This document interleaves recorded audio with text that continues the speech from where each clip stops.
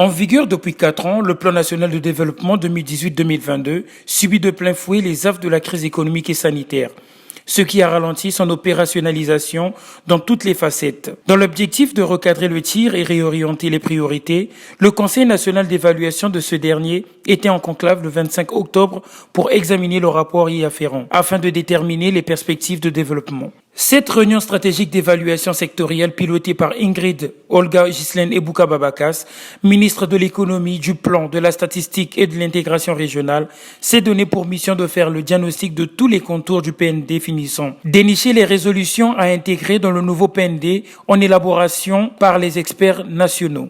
Il y a une crise économique et financière qui, dès le début, a secoué notre PND.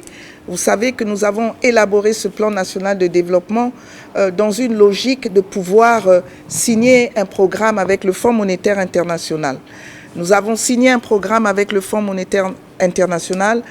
Malheureusement, nous n'avons pas pu, pour des raisons que nous connaissons tous, franchir le cap de la première revue. C'est-à-dire qu'en réalité, nous n'avons pas pu irriguer ce plan national de développement de toutes les ressources extérieures qui étaient attendues. Maintenant, il y a aussi des raisons exogènes. Vous voyez bien que ce plan national de développement qui a été adopté en fin 2018, en 2019, il se met en place et en 2020, nous avons une autre crise qui s'ajoute. Donc à une crise économique financière s'est ajoutée une crise sanitaire d'une ampleur exceptionnelle que personne ne pouvait prévoir. Ce fut un réel tsunami qui a balayé en fait toutes nos prévisions.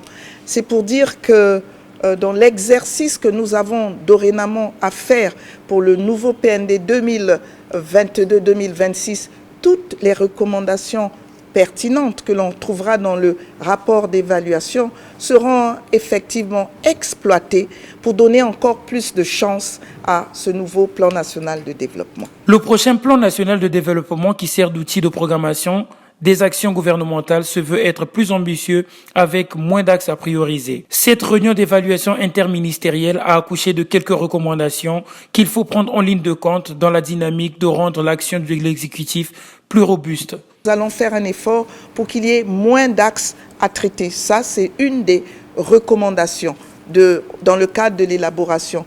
Dans le cadre de la mise en œuvre, on a aussi noté que tout le long du PND 2018-2022, il n'y a pas réellement mise en œuvre du dispositif de suivi-évaluation. Donc là, fort rigoureusement, il faudra qu'il y ait un véritable suivi-évaluation, c'est-à-dire pendant toute la durée du plan national de développement, à des étapes régulières, il va falloir évaluer pour corriger, parce qu'il faut de la flexibilité dans un plan national de développement.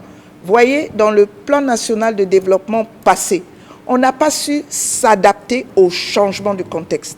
En pleine mise en œuvre de ce PND, il aurait fallu que l'on révise nos hypothèses de départ pour se fixer des cibles plus accessibles.